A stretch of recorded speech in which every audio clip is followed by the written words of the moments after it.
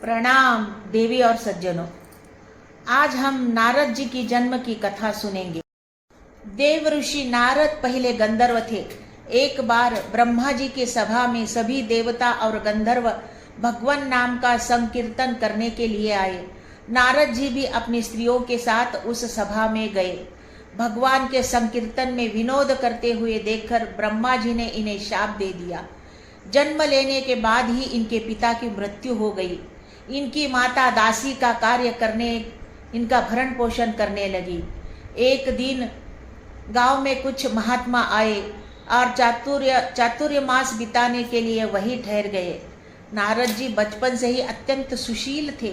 वह खेल कूद छोड़कर उन साधुओं के पास ही बैठे रहते थे और उनकी छोटी मोटी सेवा भी बड़े मन से करते थे। संत सभा में जब भगवत कथा होती थी तो यह तन्मय होकर सुना करते थे। संत लोग इन्हें अपना बचा हुआ भोजन खाने के लिए देते थे। साधु सेवा और सत्संग अमोघ फल प्रदान करने वाला होता है। उसके प्रभाव से नारद जी का हृदय पवित्र हो गया और इनके समस्त पाप धुल गए। जाते समय महात्माओं ने प्रसन्न होकर इन्हें भगवान नाम का जाप या भगवान के स्वरूप को ध्यान का उपदेश दे दिया। एक दिन जब नारद जी वन में बैठकर भगवान के स्वरूप का ध्यान कर रहे थे, अचानक इनके हृदय में भगवान प्रकट हो गए और थोड़ी देर तक अपने दिव्य स्वरूप की झलक दिखाकर अंतर्धान हो गए। भगवान को दोबारा दर्शन कराने के लिए नारद जी के मन में परम व्याकुलता पैदा हुई। वह बार बार अपने मन को समेटकर भगवान का ध्यान करने का प्रयास करने लगे, किंतु सफल नहीं हुए। उसी समय आकाशवाणी हुई, अब इस जन्म में फिर तुम्हें मेरा दर्शन नहीं होगा। अगले जन्म में तुम मेरे पार्षद के रूप में मुझे पुनः प्राप्त करोगे।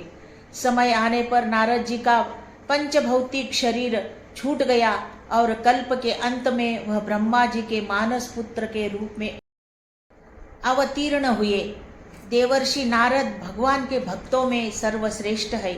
यह भगवान की भक्ति और महात्मा के विस्तार के लिए अपनी वीणा की मधुर तान पर भगवत गुणों का गान करते हुए निरंतर विचरण किया करते हैं। इन्हें भगवान का मन कहा गया है। इनके द्वारा प्रणीत भक्ति सूत्र में भक्ति की बड़ी ही सुंदर व्याख्या है।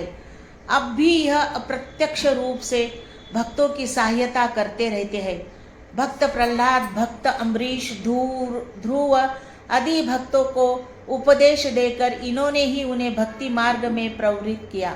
इनकी समस्त लोकों में अबाधित गति है। इनका मंगलमय जीवन संसार के मंगल के लिए ही है। यह ज्ञान के स्वरूप, विद्या के भंडार, आनंद के सागर तथा सब भूतों के अकरण प्रेमी और विश्व के सहज हितकारी है। अविरल भक्ति के प्रतीक और ब्रह्मा के मानस पुत्र माने जाने वाले देवर्षि नारद का मुख्य उद्देश्य प्रत्येक भक्त की पुकार भगवान तक पहुंचाना है। वह विष्णु के महानतम भक्तों में माने जाते हैं और इन्हें अमर होने का वरदान प्राप्त है।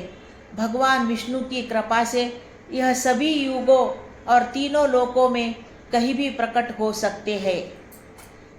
नमो नारायण नारायण, ये उनका ब्रीद वाक्य है। ये जहाँ कहीं भी विचरण करते हैं वहाँ ये नारायण नारायण का सतत ही जाप करते हैं। वे जहाँ कहीं भी जाएंगे तो वहाँ हमें ये नारायण नारायण करते हुए मिलेंगे। तो सज्जनों, कमेंट बॉक्स में नारायण नारायण लिखना। मेरे चैनल को सब्सक्राइब नहीं किया है तो प्लीज़ प्लीज़ प्लीज़ सब्सक्राइब करो, लाइक करो, शेयर करो। धन्यवाद। श्री स्वामी समर्थ। जय जय स्वामी समर्थ।